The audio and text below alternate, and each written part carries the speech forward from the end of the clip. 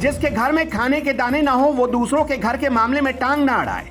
भारत की शेरनी जब दहाड़ी तो United nation of human right में पाकिस्तान और तुर्की मुंह छिपाने पर मजबूर हो गए। आज मोदी को भी पता चल गया बड़े बुजुर्ग क्यों कहते थे सांप को दूध कभी मत पिलाना। मोदी ने अपना फर्ज और धर्म निभाया लेकिन तुर्की आदत से बाज नहीं आया। मोदी ने इंसानियत का धर्म निभाया लेकिन तुर्की ने साबित कर दिया उसके डीएनए में ही खोट है। तुर्की के लिए इस्लाम जरूरी है, इंसानियत नहीं। इंसानियत से बढ़कर तुर्की के लिए मजहब है। आपको याद होगी ये तस्वीर, तुर्की के एयरपोर्ट पर इंडियन सोल्जर्स का स्वागत हो रहा था। एयरपोर्ट पर बड़े बड़े अक्षरों में स्वागत की लाइनें लिखी गई थी। तुर्की के लोग भारत के जवानों से गले मिलकर इमोशनल हो रहे थे क्योंकि जवानों ने उनकी जान बचाई थी। और जब ये जवान तुर्की पहुंचे तो उम्मीद की किरण बनकर पहुंचे कि अब लोगों को बचा लिया जाएगा। जब ये जवान तुर्की से अपने देश वापस लौट रहे थे तब भी लोगों को लगा कि कोई उनसे अपना बिछड़ रहा है। लेकिन एक झटके में इस्लाम के नशे में डूबा तुर्की भारत के इस एहसान को भूल गया। मोदी ने तुर्की की मदद इंसानियत के नाते की, लेकिन तुर्की ने मोदी और भारत के साथ जो किया उसके बाद आप श्योर हो जाएंगे कि पहले विशैला सांप दिखे और तुर्की देखे तो पहले तुर्की को मारना। तुर्की ने यूनाइटेड नेशन में इस्लामी देशों के संगठन OIC के साथ मिलकर पाकिस्तान का पक्ष लिया। पाकिस्तान से कोई गलबहियां करे इससे भारत को ऐतराज नहीं हो सकता, लेकिन जब भारत विरोधी प्रोपेगेंडा पर पाकिस्तान का साथ दिया जाए तब सवाल उठेंगे। तुर्की को अच्छे से पता है कि जम्मू कश्मीर भारत का अभिन्न अंग है, लेकिन तुर्की ने United nation of human right commission में इस्लामिक देशों का चौधरी बनने के चक्कर में जम्मू कश्मीर पर पाकिस्तान के दावे का समर्थन कर दिया। हैरानी की बात है कि भारत ने भूकंप से मची तबाही से उबरने के लिए तुर्की की भरपूर मदद की। उसके बाद भी तुर्की नाम का सांप नहीं सुधरा। खैर, मोदी ने यह सोचकर तुर्की को मदद नहीं भेजी कि वो भारत के सुर में सुर मिलाएगा, बल्कि भारत तो अपना इंसानियत का फर्ज निभा रहा है जो हमारी संस्कृति भी रही है। लेकिन तुर्की की संस्कृति क्या है ये दुनिया के सामने आ गई।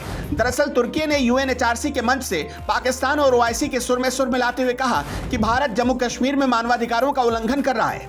लेकिन तुर्की और पाकिस्तान को फौरन इसका जवाब मिला, और जवाब ऐसा मिला कि चोट तो लगी लेकिन आवाज नहीं आई। भारत ने कहा ओसामा बिन लादेन पाकिस्तान की टॉप सैन्य अकेडमी के ठीक सामने वाले परिसर में छिपकर बैठा था।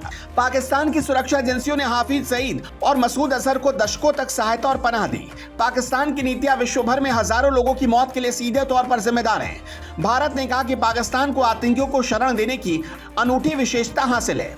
पाकिस्तान अंतर्राष्ट्रीय आतंकियों को पनाह देने और उकसाने में अपनी पूरी ऊर्जा सक्रियता से झोंकता है। UNHRC में भारत की प्रतिनिधि सीमा पुंजानी ने कहा कि आम आवाम की जिंदगी, उसकी आजीविका और आजादी के लिए जूझते पाकिस्तान का भारत के पीछे जुटे रहने से उसकी गलत प्राथमिकताओं का पता चलता है। बल्कि अच्छा होता कि पाकिस्तान की लीडरशिप और उनके अधिकारी आधारहीन प्रोपेगेंडा की जगह अपनी आम आवाम के हितों पर अपनी ऊर्जा खर्च करते। सीमा पुंजानी ने कहा कि हमें भारत के आंतरिक मामले पर तुर्की के बयान से भी दुख हुआ। मेरी सलाह है कि तुर्की हमारे आंतरिक मामलों पर गैर वाजिब टिप्पणियां करने से बाज आए। अब सर आप उस लेडी अधिकारी के बारे में भी जान लीजिए जिसने तुर्की और पाकिस्तान को उसी की भाषा में जवाब दिया। उस अधिकारी का नाम है सीमा पुंजानी। सीमा पुंजानी 2014 बैच की IFS अधिकारी हैं। साल 2014 में ऑल इंडिया 37वां रैंक आया था। सीमा पुंजानी के पिता अमर पुंजानी फरीदाबाद के SDM रह चुके हैं। उनकी 2 बहनें डॉक्टर हैं। बचपन में सीमा एक वेटनरी डॉक्टर बनना चाहती थी।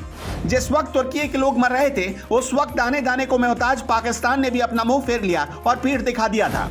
तब भारत और प्रधानमंत्री नरेंद्र मोदी ने किस तरह मदद भेजी ये देखकर आप भी चौंक जाएंगे। भारत ने तुर्की में NDRF की रेस्क्यू टीम भेजी, दवाएं भेजी, जवानों के भेजा। भारत ने पूरी प्लेन भरकर तुर्की के लिए खाद्य सामग्री और दवाइयां भी भेजी थी, लेकिन तुर्की ने इसका सम्मान नहीं किया।